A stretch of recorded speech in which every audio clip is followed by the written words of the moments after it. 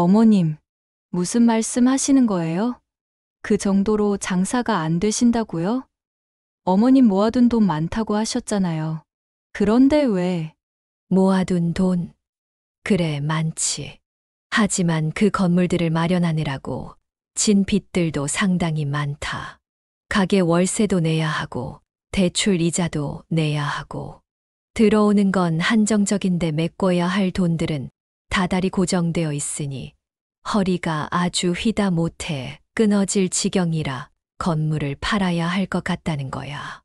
어머니, 그런 일이 있으셨으면 제일 먼저 저한테 말을 해주셨어야죠. 왜 말씀을 안 해주셔요? 저 속상합니다. 제가 어떻게든 도울 수 있는 만큼 도와드릴게요. 아들은 걱정을 하지 말라는 투로 말했지만 옆에 있던 예비 며느리의 표정은 서서히 굳어갔습니다. 거기서 확신할 수 있었어요. 예비 며느리는 저희 아들을 사랑해서 결혼을 결심한 게 아니라 오직 제가 가지고 있는 재산 하나만 노린 채 시집을 오려고 했다는 것을요. 그리고 그 말을 꺼낸 이후부터 예비 며느리는 저희 집으로 찾아오지 않았습니다. 이게 어떻게 된 일일까요? 어머니가 빚 때문에 건물을 팔아야겠다고 말하자 며느리의 반응이 심상치 않은데요. 오늘은 박혜숙님의 사연입니다. 어떤 사연일지 지금 바로 들어보시죠. 안녕하세요. 항상 사연을 듣기만 하다가 직접 보내는 것은 처음이네요. 제 이름은 박혜숙입니다. 곧 70의 나이를 바라보고 있지요. 저는 20대의 젊은 나이부터 시작해서 검은 머리에 흰 머리가 점점 섞여가는 순간까지 장사를 하며 살았습니다. 남편은 일찍이 사고로 세상을 떠났고 갓난쟁이였던 아들을 등에 업어 키워가면서 분식을 팔았죠. 시장 골목 안쪽의 작은 트럭에서부터 시작한 분식 장사. 여자 혼자 아이를 업고 장사를 한다는 건 쉬운 일이 아니었습니다. 저를 딱하게 여겨주는 분들도 있었지만 되려 어떻게 한번 찝적거려 보려는 사람들도 많았습니다. 제게 쏟아지는 다양한 시선과 말들을 하나하나 견디며 살아가는 것이 솔직히 참 힘들었어요. 가끔은 삶을 놓아버리고 싶다는 생각도 들 정도로 말이죠. 하지만 제가 견딜 수 있었던 건 아들 때문이었습니다. 아들에게 남은 세상은 저 하나뿐인데 어떻게 모든 걸 다 놓고 포기할 수 있겠어요.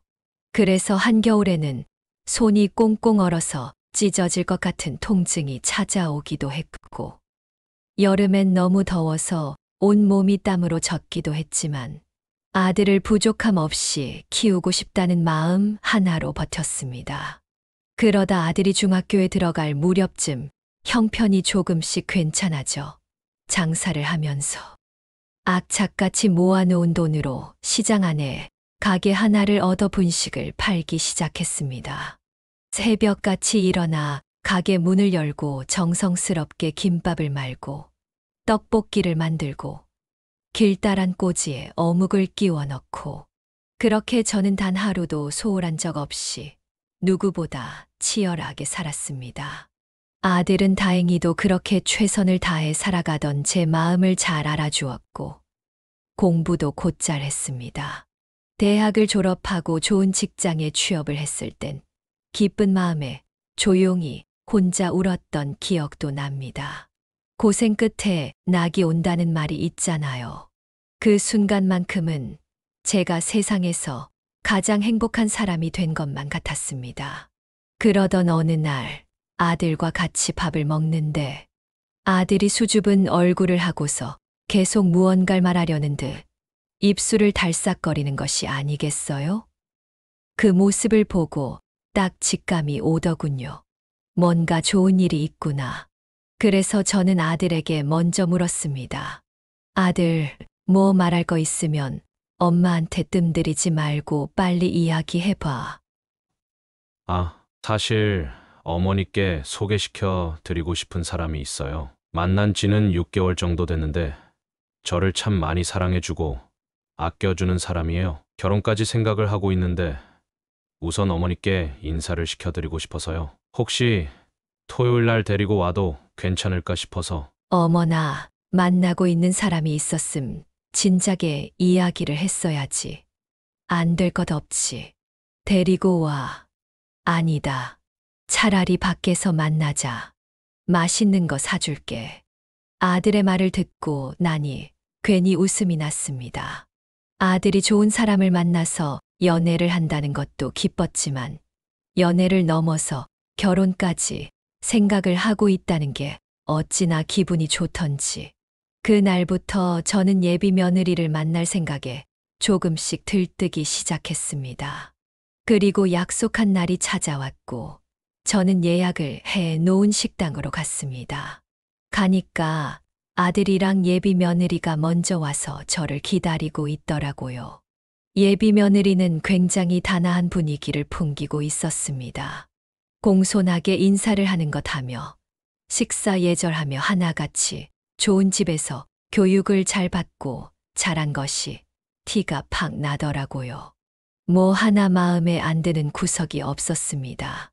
우리 아들이 여자를 참 잘 만났구나 생각했어요. 그런데 한 가지 걸리는 것이 있다면 뭔가 말하는 게 묘하게 쎄함이 느껴졌다는 것이었습니다. 어머님, 가게를 오래 운영하셨다고 들었어요. 그 정도 운영하셨음 매출도 장난 아니게 많이 나올 것 같은데 보통 어느 정도 나오세요? 평균적으로 1,000만 원은 넘게 나오는 것 같아요.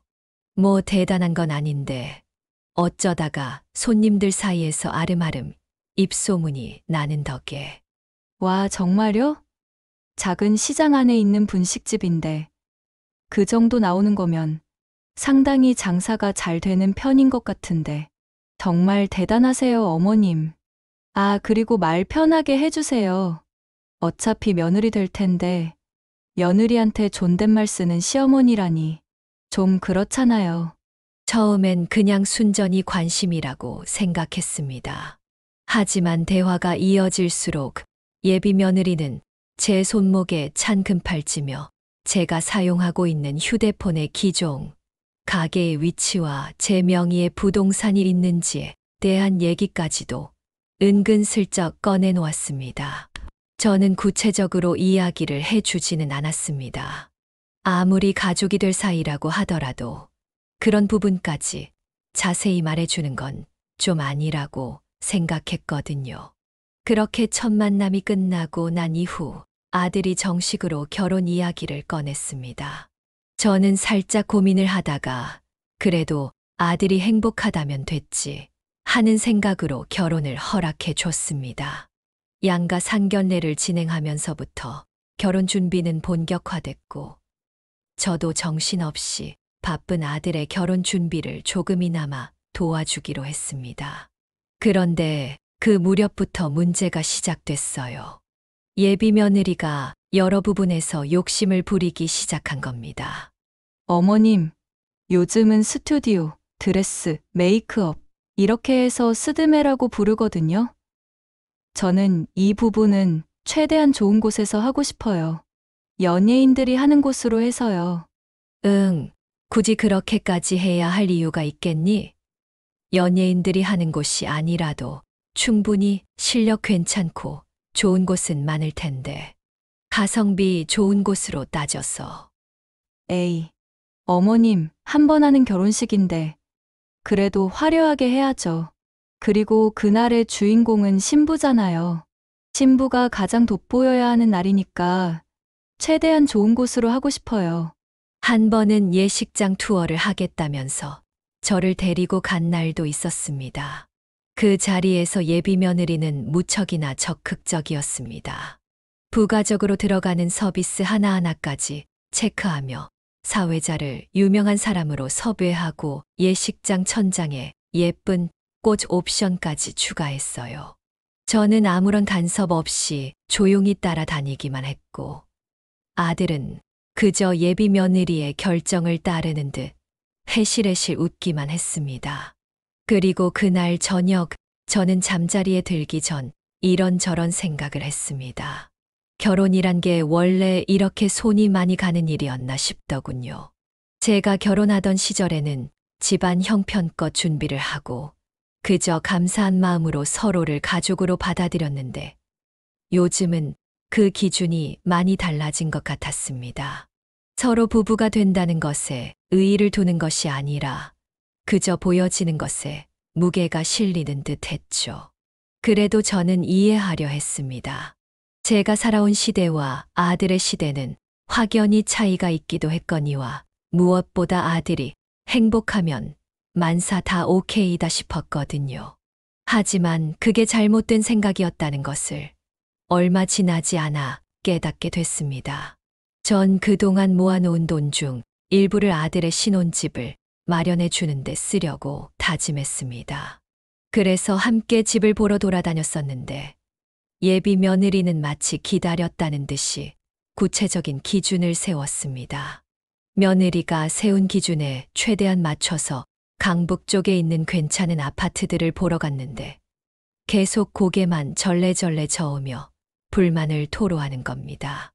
여긴 건물이 좀 가려져 있는 것 같아서 답답해 보여요. 뷰가 탁 트여야 하루 시작이 달라지거든요. 그래, 생활하는 데 있어서 조망권이 중요하기는 하지. 그래도 구조는 괜찮지 않니? 이 구조는 나중에 아이까지 태어날 걸 고려하면 너무 좁은 것 같아요. 게다가 드레스룸도 없고, 그래서 좀 별로인 것 같네요. 이런 거 저런 거 하나하나 다 따지고 들라치면 한도 끝도 없어지는 거다, 얘. 욕심도 어느 정도 내려놓을 줄 알아야 하는 거야. 어머님, 솔직히 말씀드릴게요. 이런 아파트는 요즘엔 신혼부부들이 잘 안 들어가요. 요즘 트렌드에서 완전히 벗어나 있어요. 차라리 강북 말고 강남 쪽을 보는 게 나을 것 같아요. 거기는 신축 아파트도 많고 젊은 사람들이 많이 들어온다고 하더라고요. 말에 딱히 날이 서 있는 것은 아니었지만 정말 하나도 허투루 보지 않고 하나하나 꼼꼼히 살폈습니다. 집 내부를 둘러볼 때마다 이건 왜 이렇게 되어 있고 저건 왜 없느냐며 조목조목 따지듯 말을 이어갔고 심지어 한 중개사무소를 통해 집을 볼 때에는 시스템 에어컨이 아니라는 이유로 불평을 하기도 했습니다. 저는 말을 얹지 않고 묵묵히 따라다니기만 했고 제 눈치와 며느리의 눈치를 살피던 아들은 애써 분위기를 부드럽게 만들려 농담을 건네기도 했습니다. 하지만 속으로 점점 불편한 기분이 들었습니다. 사주는 사람 입장에서도 너무 여러 가지를 따지려 들면 사주고 싶은 마음이 싹 사라지기 마련이잖아요. 게다가 방은 무조건 3개는 있어야 하고 위치는 강남 아니면 송파 쪽이어야 하고 요즘 집값이 어떤 줄 뻔히 알면서도 세상 물정 모르고 당연하다는 듯 떠들어대는 며느리의 태도는 정말이지 말문이 턱 막히게 만들기에 충분했습니다. 그래서 오랫동안 고민을 했습니다. 여기서 확실하게 결단을 내리지 않으면 평생 신혼집만 고르다 일을 다 볼 것 같았거든요. 그리고 어느 날 아들과 며느리를 불러서 이렇게 말했습니다. 이러다가 너희 결혼식 할 때까지 집을 못 구할 것 같아서 내가 생각을 좀 해봤다. 내가 상가 2채 가지고 있는 거 알고 있지. 그 중에서 시장 근처에 있는 아파트 13층에 집이 한 곳 비어 있어서 거기 들어가면 어떨까 싶어서.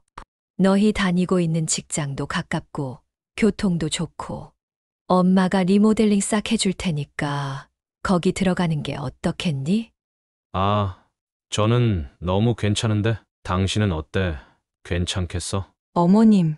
어머님 말씀은 이해하지만 요즘 신혼부부들은 다 신축 아파트 선호해요. 제 친구들도 다들 새로 지은 데 살기도 하고요. 시장 옆에 연식 좀 있는 곳 말씀하시는 것 같은데 그런 아파트는 불편하잖아요. 층간소음도 심하고 주차 공간도 협소하고요. 저는 좀 그런데. 시장 근처에 제가 소유하고 있던 상가에 딸려있는 아파트 중 한 곳을 아이들 신혼집으로 내어주기로 마음먹었던 것입니다. 비록 연식은 좀 되었지만 구조도 좋고 역세권에 위치해 있어 요즘 시세로 쳐도 꽤 괜찮은 곳이었습니다. 마침 그곳에 살던 세입자가 최근에 방을 뺀 덕분에 공실로 남아 있었기에 미모델링까지 해주겠다는 마음으로 조심스럽게 말을 꺼냈습니다. 그런데 예비 며느리의 반응은 정말이지 뜨뜻미지근했습니다. 왜 그런 싸구려 아파트로 퉁치려 드느냐와 같은 반응이었죠. 저는 아쉬울 것이 없었지만 아들이 그나마 잘 구슬린 끝에 마지못해 며느리도 고개를 끄덕이긴 했지만 기쁨보다는 아쉬움이 잔뜩 묻어나는 표정이었습니다. 그날 이후 예비 며느리의 태도는 시간이 갈수록 점점 변하기 시작했습니다. 처음 저희 집에 인사를 올 때의 그 정중했던 태도는 온데간데 없었고 툭툭거리는 말투로 쏘아붙이기 일쑤였죠. 게다가 제가 해주는 것이 매우 당연하다는 듯 행동을 하기 시작했습니다. 어머님, 집 사주는 값은 최대한 아끼셨으니깐 저희한테 가구는 좋은 거 사주실 거죠? 그게 무슨 말이냐? 가구는 너희 쪽에서 해오기로 한 거 아니었니? 에이, 그런 게 어디 있어요. 신혼집 구하는데 어머님은 돈 한 푼 안 쓰셨잖아요. 저희한테 쓰시는 돈 아까워서 그 건물에 들어와서 살라고 말씀하신 거 아니었어요? 예. 그래서 내가 리모델링까지 싹 다 해주겠다고 했잖아. 리모델링 비용이 얼마인지 알기나 하니? 자그마치 4천만 원이 넘게 들어. 아이고, 어머니, 그만하셔요. 당신도 이제 그만해. 신혼집 마련은 이미 끝난 이야기고 가구야 우리 돈으로 직접 사면 되지. 이런 걸로 계속 말 나오면 피곤해져. 그만. 아들은 저와 예비 며느리 사이에서 갈팡질팡하기를 반복했습니다. 뭔가 갈피를 잡지 못하고 우유부단하게 행동하는 모습이 답답하게만 느껴졌습니다. 자기 아내이자 저희 며느리가 될 사람이 저런 식으로 이야기를 하면 단호하게 딱 잡아주면 좋을 텐데 그만하라는 말이나 하고 있다니 벌써부터 꽉 잡혀 사는 듯 했습니다. 요즘 세대들은 다들 철이 없고 세상 물정 돌아가는 걸 제대로 모른다고들 하지만 저건 좀 아니다 하는 생각이 들었습니다. 하지만 우선은 어디까지 철 모르고 투정을 부릴 수 있는가 하며 지켜보기로 했어요. 여기서 큰 소리를 내어봤자 피차 감정만 소모하고 더 힘들어질 것 같았거든요. 그렇게 며느리와 알게 모르게 기싸움을 한 지 한 달 정도 지났을 무렵이었습니다. 평소보다 손님도 없고 다들 일찍 불을 끄고 가는 분위기라 저도 일찌감치 가게를 정리하고 집으로 가던 중에 앞에 유난히 시끄럽게 통화를 하는 여자가 있는 겁니다. 사람들도 많이 안 지나다니는 길이어서 그런가 유독 대화 소리가 선명하게 잘 들리더라고요. 유정아, 나 얼마 안 있다가 결혼해. 뭐 그렇게 됐어. 시댁 식구들? 야, 말도 마. 시아버지 안 계시는 건 상관없는데 시어머니가 완전 쫌팽이야. 시장에서 장사하시면서 돈을 엄청 버셨다는데 우리한테 신혼집으로 뭐 해주셨는 줄 알아? 본인이 가지고 있는 구식 아파트 거기 준다고 하시더라. 아우 뽐새 안 나게 정말. 보아하니 본인의 친구에게 시댁이 될 식구의 뒷담화를 하고 있는 듯 들렸습니다. 듣고 보니 그 시댁도 참 불쌍하다 싶었는데 뭔가 이상한 겁니다. 시장에서 장사를 하면서 신혼집으로 본인이 가지고 있는 구식 아파트를 줬다. 시아버지가 안 계신다. 기분이 이상하게 싸해져서 조금 더 가까이 붙어 대화 소리에 집중했습니다. 안타깝게도 저의 불안한 감은 적중하고 말았습니다. 통화를 하면서 지나가고 있던 예비 시어머니를 깔깔거리며 욕하고 있던 젊은 아가씨는 다름 아닌 예비 며느리였습니다. 아, 뭐 재산 같은 거 받아먹을 거 없냐고? 당연히 있겠지. 아들 하나인데 심지어 남편 될 사람도 더럽게 착해 빠져서 내가 몇 마디 구슬리면 바로 넘어갈 거야. 혼인신고서에 도장만 찍어봐. 시어머니 가진 거? 다 우리 거 되는 거 한순간일 거야. 아들 하나의 재산은 많고 시아버지는 없고 시장에서 장사를 하고 있는 사람. 아무리 좋게 생각을 하려고 해도 저밖에 생각이 나지 않았습니다. 게다가 가로등이 비추는 밝은 곳으로 나와 보니 뒷모습도 딱 예비 며느리와 똑같더군요. 바로 손을 뻗으면 닿을 거리였지만 저는 그 어깨를 잡을 수가 없었습니다. 그래서 일부러 다른 쪽으로 돌아왔고 예비 며느리가 시야에서 사라지는 순간 주저앉고 말았습니다.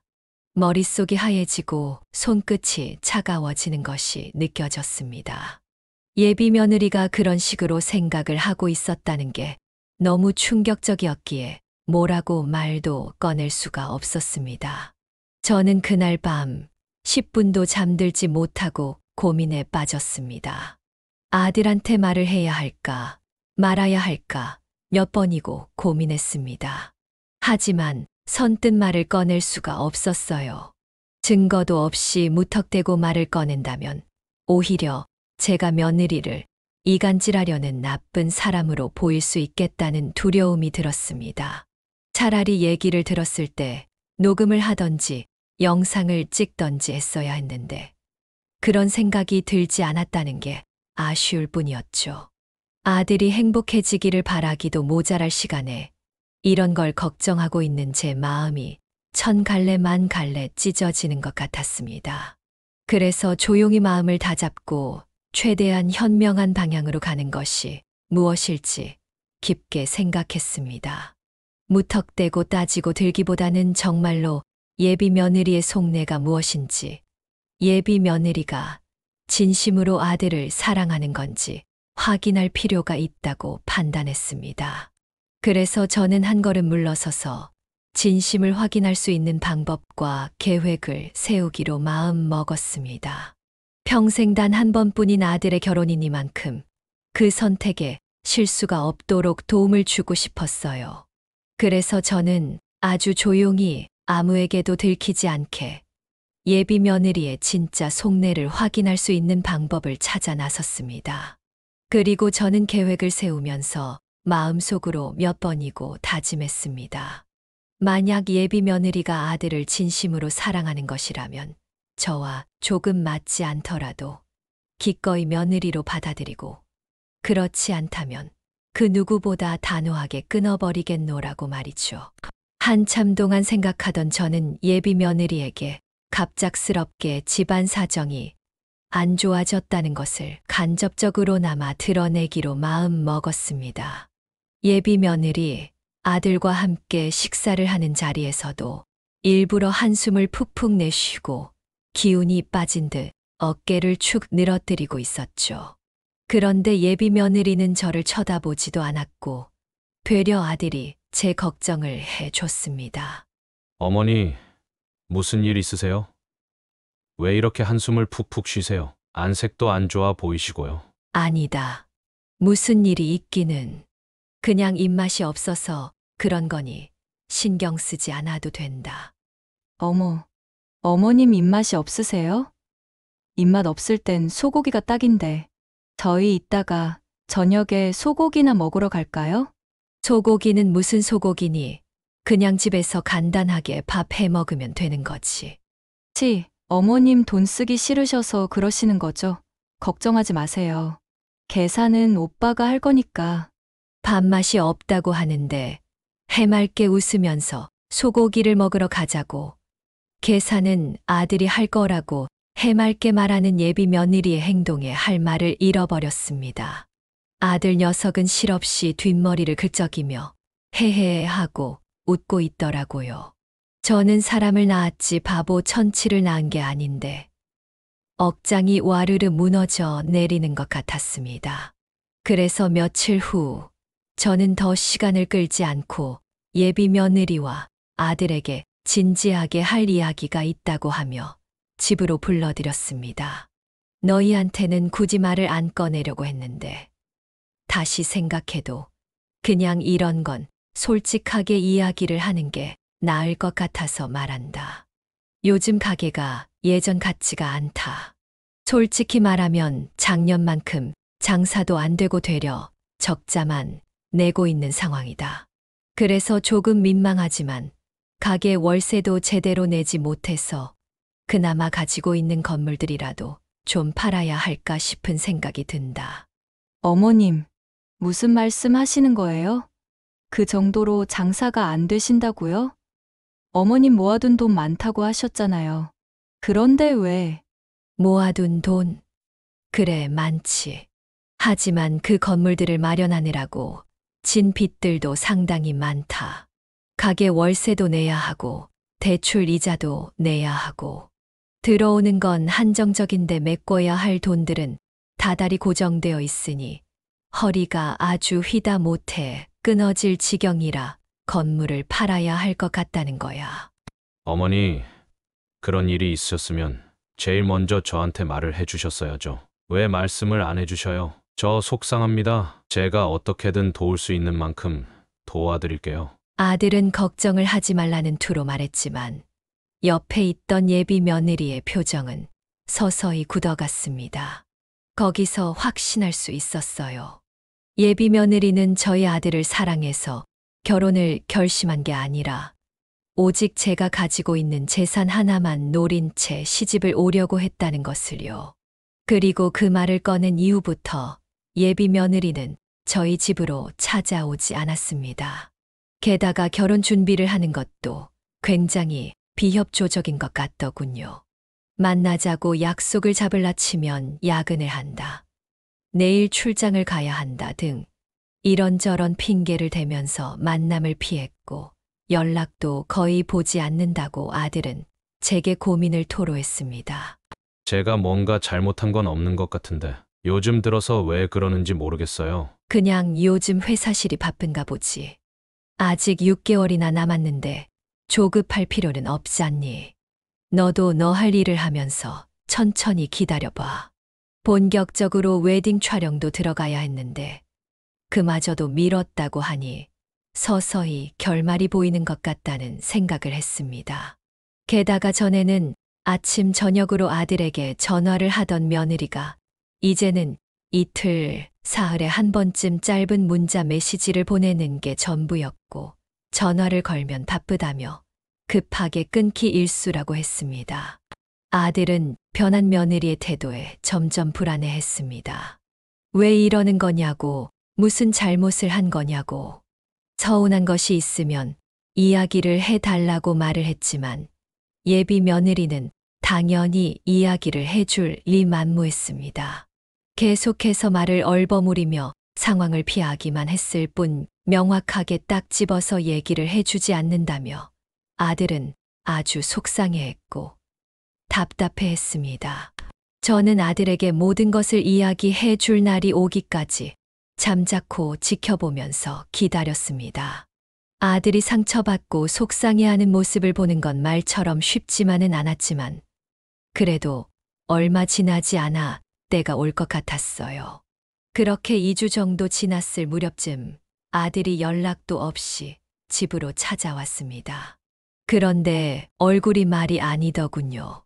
눈은 얼마나 울었는지 퉁퉁 부어 있고 얼굴 살은 헬쑥해져 있었습니다.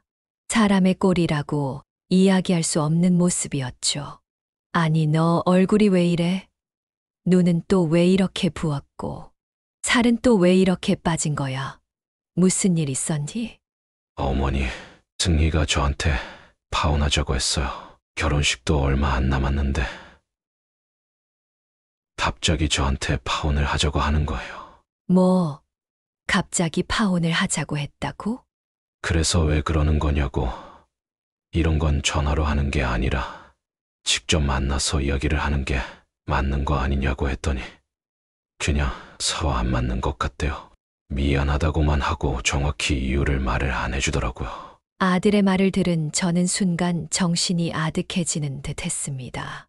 마음 한켠에선 차라리 잘된 일이라고 생각했지만 아들의 상심이 상상 이상으로 너무 커 보여 말 한마디 제대로 꺼내기가 어려울 정도였습니다. 아들은 소파에 앉아 오랫동안 눈물을 흘리면서 앉아 있었고 그 모습을 지켜보는 제 마음은 터질 듯이 아팠습니다. 멀리서 아들을 지켜보던 저는 이내 아들의 옆에 앉았고 제가 다가오기를 기다렸다는 듯 아들은 제 무릎에 고개를 묻고 어린아이처럼 엉엉 울었습니다. 어릴 적에도 이렇게 소리내어 울어본 적이 없는 아들이었는데 마음 같아서는 같이 울고 싶었지만 저는 눈물을 꾹 참고 아들의 머리카락을 쓸어 넘겨줬습니다. 말 없이 아들의 감정이 추스러지기만을 기다렸죠. 한편으로는 많이 속상했지만 또 한편으로는 예비 며느리의 실체를 빨리 알게 됐고 그래서 그 연이 끊어지게 되었음에 안도했습니다. 그리고 한참이 지나 울음이 조금씩 줄어드는 아들에게 저는 이렇게 말해줬습니다. 처음 겪어보는 이별의 마음이 많이 아프지. 그래도 괜찮다. 이건 정말 아무것도 아닌 거야. 너한테 정말 맞는 사람은 얼마 지나지 않아 또 나타나게 될 거다. 그래도 제가 뭔가를 잘못해서 그렇게 느낀 게 아닐까 하고 정말 사과를 하고 싶은데 어떻게 할 수 있는 방법이 없으니까 너무 속상해요. 굳이 그럴 필요 없다. 이미 마음을 닫은 상대에게 사과를 해봤자 그저 허공의 소리를 지르는 격일 뿐이야. 엄마는 항상 네 편이니 너무 기죽지 않았으면 한다. 우리 아들. 저희 두 사람에게 소란스러웠던 밤이 지나고 아들이 방에서 잠든 후 저는 한참을 창밖만 바라보며 앉아 있었습니다. 잘 끝났다고 생각했는데 여전히 마음은 무거웠습니다. 저는 속으로 되뇌었습니다. 이 일이 아들에게 깊은 상처로만 남지 않기를, 언젠가 이 선택이 모두를 위한 최선이었다는 것을 아들도 이해해 주기를 말이죠. 파혼 이후 자취방을 정리하고 저희 집으로 들어온 아들은 완전히 무너져 내렸습니다. 평소와 달리 말수가 극도로 줄었고 하루가 멀다 하고 술을 마시며 밤을 지새우는 것이 일상이었습니다. 회사도 그만둬 버리는 바람에 아침이면 붉게 부어오른 눈으로 거실에 나와 아무 말 없이 물만 한 잔 들이키고 다시 방으로 들어가 문을 걸어 잠그곤 했습니다. 밥도 제대로 챙겨 먹지 않아서 말라가는 얼굴에는 덥수룩하게 수염이 자라기 시작했고 티셔츠에는 며칠째 김치 국물 자국이 남아 있었습니다. 이따금 방 안에서 흘러나오는 울음소리나 숨을 억누르는 듯한 기척이 들리면 저도 모르게 가슴이 철렁 내려앉곤 했습니다. 아들, 아무리 슬퍼도 밥은 챙겨 먹어야지. 너 살이 너무 많이 빠졌어. 입맛이 없어서요. 죄송해요. 계속 그렇게 지내다가는 죽어. 입맛이 없으면 죽이라도 억지로 밀어 넣어야. 저 알아서 할 테니까 제 인생에 신경 좀 그만 쓰세요. 제발요. 폐인처럼 살던 아들은 이제 제게 짜증까지 내기 시작했습니다. 매일같이 혼잣말을 중얼거렸으며 저를 바라볼 때에도 다정한 시선이 아닌 의심 섞인 그리고 원망 섞인 시선으로 바라보곤 했죠. 제가 무슨 말이라도 꺼낼라 치면 제 시선을 쓱 피하면서 방으로 홀랑 들어가 버리고 그 모습을 볼 때마다 날카로운 것으로 가슴을 후벼 파는 것 같았습니다. 그러던 어느 날 방에만 콕 틀어박혀 있던 아들이 별안간 방 밖으로 나와 제게 물었습니다. 그날 가게 형편이 어렵다는 말을 한 이후부터 예비 며느리의 태도가 확연하게 달라졌다며 그 말을 한 이후 무슨 말을 따로 더 한 게 있느냐고 묻는 겁니다. 그 말을 들은 저는 잠시 동안 아무 말도 하지 못했습니다. 언젠가는 이런 날이 올 거라 생각했는데도 뭐라고 말을 해야 할지 감이 잡히질 않는 겁니다. 그렇게 한참 동안 침묵을 지키다 아들을 향해 겨우 입을 열었습니다. 미안하다. 엄마가 일부러 너한테도 그 아이한테도 거짓말을 했다. 엄마, 가게 어려운 것 하나도 없어. 장사도 예전보다 더 잘 되고 있고 월세는 충분히 낼 수 있는 상황이고 대출 받은 건 하나도 없어. 미안하다. 미안해. 뭐라고요? 어머니, 왜 그런 거짓말을 하신 거예요? 왜요? 대체 왜 그러신 거예요? 그 아이가 너랑 결혼을 진심으로 하려는 건지 아니면 그냥 재산을 보고 접근한 건지 너무 의심스러워서 그랬어. 어느 날 가게 문을 닫고 집으로 돌아오는 길에 우연히 그 아이를 만났는데 자기 친구랑 전화를 하면서 대놓고 너랑 내 욕을 하고 있는 걸 봤거든. 아니에요. 승희가 그럴 리 없어요. 얼마나 착한 앤데 걔가 어머니랑 제 욕을 뭐하러 하겠어요. 어머니께서 잘못 들으신 거예요. 미안하지만 그날 엄마 귀로 똑똑히 들었어. 결혼을 하고 나면 너를 구슬려서 내가 가진 재산을 가져오겠다고 말하는 걸 보고서 직접 시험해 봐야겠구나 싶었어. 그래서 일부러 가게 사정이 안 좋다고 이야기를 꺼냈더니 아니나 다를까 변하기 시작하더구나. 그거는 어머니 생각일 뿐이잖아요. 차라리 물어라도 보시지 그러셨어요. 진짜 네가 이런 이야기를 했는지에 대해서 사실 확인이라도 좀 해보시지 그러셨어요. 저는 안 믿어요. 승희한테 제가 직접 전화해서 물어볼 거예요. 아들은 제게 이렇게 이야기하고는 곧장 방으로 들어가 버렸습니다. 저도 함께 들어가려 했지만 문을 굳게 잠궈버리는 바람에 그저 방문에다 귀를 대고 통화하는 소리를 들을 수밖에 없었습니다. 방 안에서는 전화를 거는 소리가 들려왔고 이내 희미하게 목소리가 들려왔습니다. 두 사람은 짧은 대화를 나눴습니다. 그리고 그 짧은 대화 속에서 예비 며느리는 본인이 가지고 있던 본심을 모두 실토한 듯 했습니다. 의도한 실토가 아닌 무의식의 실토. 본인은 정말 저희 집 재산만 보고 결혼을 결심한 거였는데 개털이 될 것 같으니 곧바로 다른 조건 좋은 집안을 만나 결혼일을 잡아놓았고 그 사람과의 결혼이 확실시되자 아들에게 일방적으로 파혼을 통보한 것이었습니다. 더 놀라웠던 건 아들과 결혼을 약속하기 전 만나고 있던 사람이 있었다는 것이었습니다. 그러니 요즘 사람들 말로 환승을 한 것이었죠. 이전에 만난 사람들과도 이런 방식으로 계속해서 사람을 바꿔가며 연애를 했고 결혼을 약속하고 더 조건이 좋은 사람이 보이면 바로 또 갈아타고 여태 쭉 그런 식으로 살아온 듯 했습니다. 이야기를 듣고 있는데 제가 다 혼이 쑥 빠져버릴 것 같았습니다. 그걸 너무도 당연히 여기는 사람처럼 아주 당당하게 이야기를 하더라고요. 뒤늦게 본인의 이야기를 얘기하고 수습을 하려는 듯 그래도 오빠랑 연애할 때만큼은 진심이었다 라고 이야기를 했지만 누가 믿어주겠어요? 이미 본인이 한 짓을 모두 이야기했는데 말입니다. 그렇게 모든 진실이 밝혀졌지만 그 진실은 아들에게 너무나도 가혹한 현실이었습니다. 아들은 믿기 힘든 진실을 마주한 후 며칠간은 말도 없이 지냈습니다. 아들은 늘 그랬던 것처럼 대부분의 시간을 방 안에 틀어박혀 지냈고 문 밖으로는 발 한 발짝도 나오지 않았습니다. 식탁 위에 차려놓은 밥과 국, 반찬은 싸늘하게 식어가기만 했고 밤이면 방 안에서 낮은 흐느낌이 들리곤 했습니다. 그런 아들의 모습을 보며 저는 하루에도 수십 번 마음이 흔들렸습니다. 제가 했던 방식이 아들에게 너무 가혹했던 것은 아닐까. 차라리 그냥 결혼을 하게 내버려 뒀더라면 어땠을까.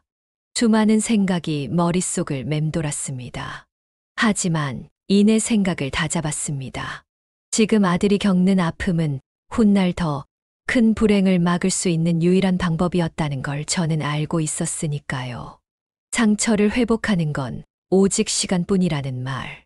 시간이 약이라는 말이 있죠. 그렇게 일주일이 흐르고 보름이 흐르고 한 달 정도의 시간이 흐르자 아들은 조금씩 회복되어 가는 듯 했습니다. 굳게 닫혀있던 방문이 열렸고 저와도 조금의 대화를 하기 시작했어요. 아들 배고파. 밥 차려줄까? 엄마가 아들 좋아하는 된장찌개 끓여놨는데. 먹을게요. 차려주세요. 그래. 사람은 밥심으로 사는 거야.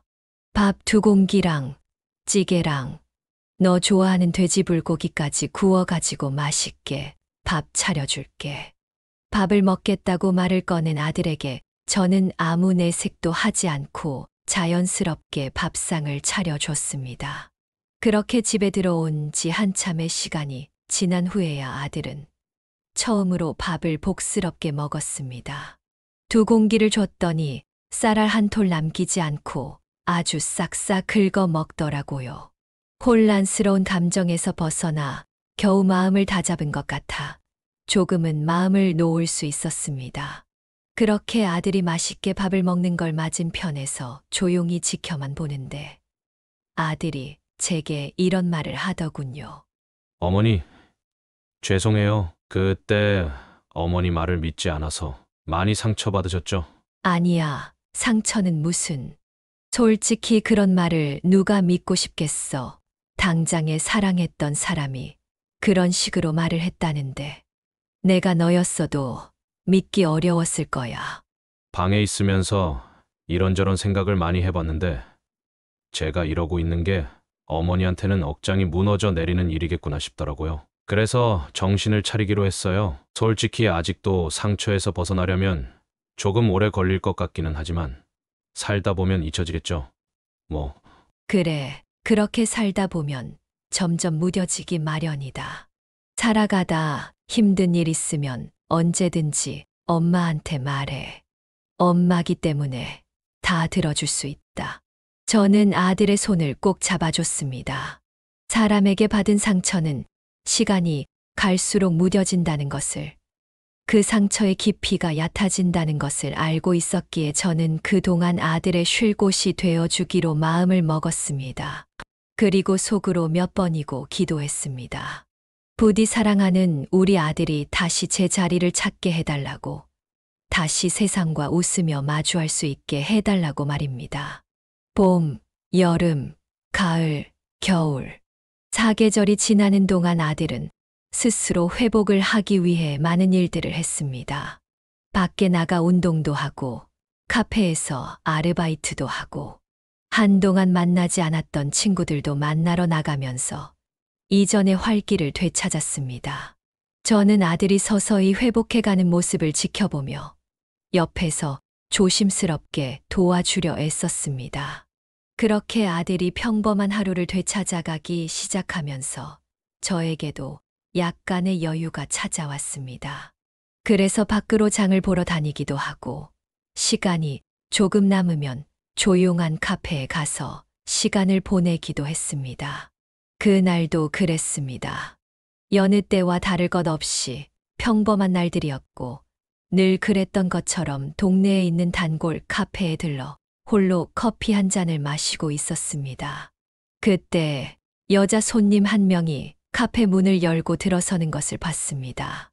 그런데 어쩐지 그 모습이, 그 얼굴이 참으로 익숙한 겁니다. 내가 기억 속에 잊고 사는 사람이 있나. 오랜 기억을 더듬었을 때 튀어나온 사람은 다름 아닌 예비 며느리가 될 뻔한 그 여자였습니다. 떠올리기만 해도 치가 떨리는, 아들과 저의 인생에서 지워내고 싶은 그 사람이었습니다. 저는 빤히 그녀를 쳐다보고 있었고, 어디선가 따가운 시선을 느낀 듯 그녀는 인상을 찌푸리며 이리저리 가게 안을 둘러보다가 저와 눈이 딱 마주치고는 눈을 휘둥그렇게 뜨더군요. 당연히 놀랄만 했습니다. 여기서 만나게 될 줄은 당연히 몰랐을 테니까요. 그녀는 한참 동안 저를 바라보다 이내 천천히 제게 다가와 말을 걸었습니다. 어머님, 안녕하세요. 저 누군지 기억하시죠? 그럼요. 내가 어떻게 잊어버리겠어요. 당연히 기억하죠. 잘 지내셨어요? 저 혹시 일행분 안 계시고 혼자 계시는 거면 저 맞은편에 앉아도 될까요? 저는 고개를 살짝 끄덕이고는 앞자리에 앉으라고 손짓했습니다. 그녀는 후다닥 카운터에서 커피를 주문하고 가져와 제 앞에 앉더니 무슨 말을 해야 할지 몰라 계속 머그잔만 만지작거리더군요. 당연히 그게 정상이었습니다.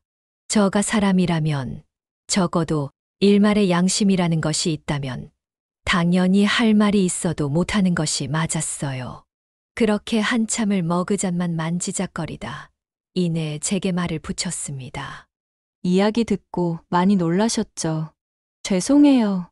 저도 그때는 어쩔 수 없어서. 듣고 조금 놀라기는 했지만 뭐 어쩌겠어요? 남녀 사이라는 게 원래 그렇죠. 식장 들어가기 전까지는 아무도 모른다는 말도 있잖아요. 이해해 주셔서 감사해요. 사실 저도 파혼 결정 내리기까지 엄청 힘들었어요.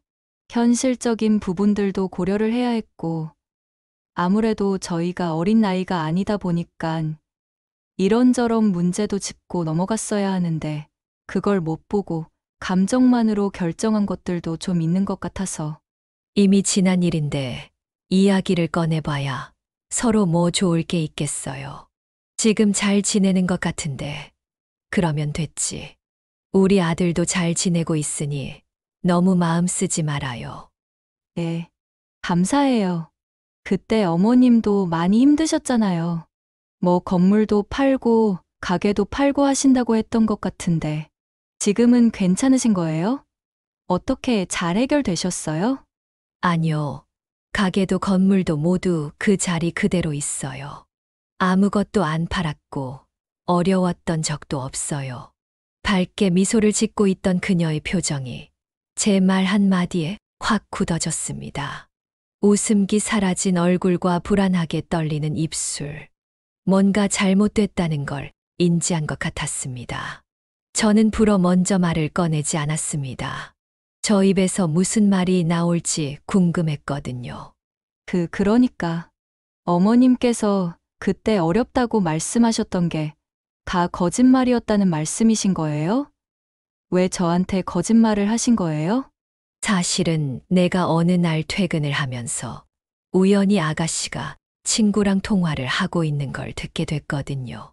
우리 아들이랑 결혼을 하고 나면 아들을 구슬려서 재산을 가지고 올 거다.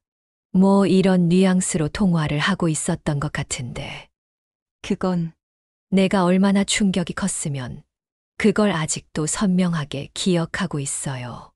아무튼 그 얘기를 듣고 마음을 먹었어요. 아가씨가 무슨 생각으로 우리 집에 시집을 오고 싶어 하는 건지 알아야겠다 싶었거든요. 그래서 거짓말을 했던 거예요. 사람은 예상치도 못한 위기 앞에서 진짜 모습을 드러내기 마련이라는 걸 알았으니까요. 그리고 아가씨는 그 상황에서 아가씨 스스로 어떤 사람인지를 증명했지요. 그게 내가 거짓말을 한 이유예요. 어머님, 그때 그건 정말 오해라고 말하고 싶은 거라면 더 듣고 싶지도 않아요. 예전에 우리 아들이랑 통화하는 거 듣자 하니 결혼할 사람이 생긴 것 같던데 그 사람과도 안 좋게 끝났나요? 아니면 결혼을 했나요? 저 아직 결혼 못했어요. 결혼하기로 한 사람은 있었는데 얼마 못 가서 헤어졌고요. 그랬군요. 안타깝네요. 부디 아가씨 수준에 맞는 좋은 사람을 만나길 바래요. 저는 커피를 모두 마신 후 조용히 일어섰습니다. 카페 문을 닫고 나와 집으로 향하면서 정말 많은 생각이 들었습니다. 잘 지내고 있지 않아서 참 다행이라는 생각. 그리고 제가 그때 내린 결론이 아들에게 상처를 입히기는 했어도 결코 잘못된 것은 아니었다는 생각. 어쨌든 지금 아들은 건강해졌고 활발하게 잘 살아가고 있으니 그걸로 모든 복수는 이루어진 셈이 됐습니다. 그리고 그날 이후 다시 그 아가씨를 우연이라도 만나는 일은 일어나지 않았습니다. 그로부터 몇 개월이 지난 후 아들은 제게 조심스럽게 이런 이야기를 했습니다. 어머니, 저 이제 뭔가를 다시 새롭게 시작해보고 싶어요. 예전처럼 회사를 다니는 게 아니라 완전히 새로운 일 말이에요. 완전히 새로운 일. 어떤 걸 해보고 싶다는 거니? 커피를 한번 만들어 보고 싶어요.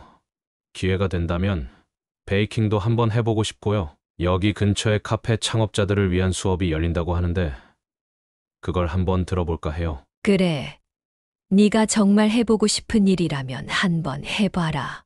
엄마는 언제든 너를 뒤에서 지원해줄 준비가 되어 있으니까. 저는 아들을 위해서라면 못해줄 것이 없었습니다. 한동안 우울에 빠져 살던 아들이 처음으로 뭔가를 해보고 싶다고 이야기를 해준 것이었기에 당연히 뒤에서 받쳐줘야겠다 싶었죠. 아들은 생각보다 더욱 열정적으로 그 수업을 들었고 많은 것들을 배웠습니다. 6개월 동안 꾸준히 수업을 듣고 많은 기술을 익힌 아들은 본격적으로 카페 창업을 하기 위해 좋은 공간을 찾아다니고 있었습니다. 그런 아들을 본 저는 문득 한 공간을 떠올렸습니다. 제가 소유하고 있던 건물 중 한 곳에 1층 햇살이 잘 드는 조용한 곳에 오랫동안 공실이었던 곳이 하나 있었습니다. 그곳에 카페를 하나 차리면 딱이겠다 싶은 생각이 들더라고요. 동네 어르신들과 아이 엄마들이 늘 그 자리에 카페나 빵집이 하나 들어섰으면 좋겠다는 이야기를 하기도 했고 말이죠. 그렇게 저와 아들은 오랜 대화를 나눈 끝에 다정한 시간이라는 이름을 가진 작은 카페를 열게 되었습니다. 크지는 않지만 그래도 사람들이 잠시 머물다가 갈 수 있는 편안한 공간으로 만들어진 카페는 동네 사람들의 좋은 쉼터가 되어 주었고 저희 모자는 그 안에서 함께 하루를 살아갔습니다. 다른 카페들처럼 메뉴는 다양하지 않았지만 여러 가지 원두를 준비해뒀고 제가 직접 만든 옛날식 쑥떡과 함께 아들이 직접 만드는 빵, 그리고 5종류의 차와 함께 어린 아이들을 데리고 오는 엄마들을 위해 아이들 간식도 준비를 해두니 많은 손님들이 좋아해 주시더라고요. 아들은 매일 아침 일찍 가게 문을 열었습니다. 머신기를 닫고 가게 청소를 하고 테이블을 닦으며 찾아오는 손님들에게 밝은 미소를 띠면서 누구보다 진심으로 손님을 응대했습니다. 저는 그런 아들의 모습을 지켜보며 아들이 얼마나 단단해졌는지를 실감하곤 했습니다. 상처는 흔적을 남기지만 그 흔적 위에 쌓여가는 것들은 아들을 강한 사람으로 만들어줬습니다. 그러던 어느 날 오후 평소처럼 테라스에 앉아 아들과 커피를 나누던 중이었습니다. 따스한 가을 햇살이 골목을 가득 채우던 그 순간 길 건너편에서 분주히 움직이는 이삿짐 차량이 눈에 들어왔습니다. 상자 하나를 힘겹게 나르고 있는 여자의 얼굴을 보는 순간 저는 심장이 멎는 것 같았습니다. 그 여자는 다름 아닌 그 여자였어요. 예비 며느리가 될 뻔했던 그 사람이요. 말끔한 옷차림이었지만 표정은 한없이 지쳐 보이던 그녀는 급하게 전화를 받고 있다가 그리고 아들과 눈이 마주쳤습니다. 눈이 마주친 그 순간 그녀의 표정이 얼어붙는 게 보였어요. 저희 두 사람을 바라보던 눈동자가 한없이 흔들리다가 곧장 저희의 시선을 피하며 이삿짐 차량 뒤편으로 몸을 숨기더라고요. 저는 한참을 말없이 그 광경을 바라보다가 아들 쪽으로 고개를 돌려 작게 웃으며 말했습니다. 우리 보고 꽁지가 빠져라 도망을 간다. 예. 저기 저 건물로 이사 오는 것 같은데 저 건물도 엄마 거라는 거 알고 있니? 네, 당연히 알죠. 그런데 부동산 계약은 다른 사람이 와서 했나 봐요. 그런가 보다. 내 기억 속에 없는 걸 보니. 아무래도 상관없어. 이제 우리랑은 전혀 아무런 관련도 없는 사람이니. 본인은 우리한테 저지른 짓이 있으니깐 당연히 고개 숙이고 살아야겠지만. 그러니까요. 저도 이제 아무렇지도 않아요. 그래서 저는 어머니한테 요즘 더 감사한 것 같아요. 나한테 왜? 어머니가 아니었다면 저는 아무것도 모르고 좋다고 결혼했을 거고 아무것도 모르고 당하고만 살았을 테니까요. 바보같이 그 사람이 하자는 거 다 하고 어머니께 제대로 효도도 못했을 거 생각하면 아주 끔찍해요. 상상하기도 싫어요. 그래서 감사해요, 어머니. 제가 앞으로 평생 효도할게요. 어머니가 저를 지켜주셨으니까 저도 이제 어머니를 지킬 거예요. 아들의 고맙다는 그 한마디에 저는 다시금 가슴이 벅차올랐습니다. 우리가 함께 겪어온 모든 날들이 주마등처럼 스쳐 지나가는 듯했고, 그 끝에서 서로의 손을 놓지 않고 이렇게 행복하게 살아가고 있다는 것이 그 무엇보다 소중하게 느껴졌습니다. 이제 저희는 누군가의 진심을, 마음을 의심하지 않아도 되는 삶을 살아가고 있습니다. 카페를 운영하면서 한없이 웃고 행복을 느끼고 또 새로운 것들을 배워나가는 인생. 나이 70에 너무도 많은 행복을 느끼면서 살고 있어요. 순간 불행이 찾아올 뻔했지만 그건 그냥 인생에서 돈 주고도 못 해볼 특별한 수업을 들은 셈 치고 있습니다. 앞으로 저희에겐 좋은 일만 찾아올 거라 믿어 의심치 않으니까요. 저희 사연은 여기까지입니다. 여러분들의 일상에 행복만이 가득하시기를 바랍니다. 감사합니다. 네, 오늘 이야기는 어떠셨나요? 오늘 이야기를 듣고 어떻게 생각하시는지 어머님, 아버님의 생각을 댓글로 공유해주세요. 저는 또 다른 사연으로 찾아뵙겠습니다. 좋아요, 구독, 알람 설정을 통해 앞으로도 따뜻한 정을 나눌 수 있게 함께 해주세요. 어머님, 아버님의 삶의 지혜와 경험을 나눌 수 있는 통로가 되겠습니다. 오늘도 인생을 바꾸는 관점을 통해 사연을 들어주셔서 감사합니다.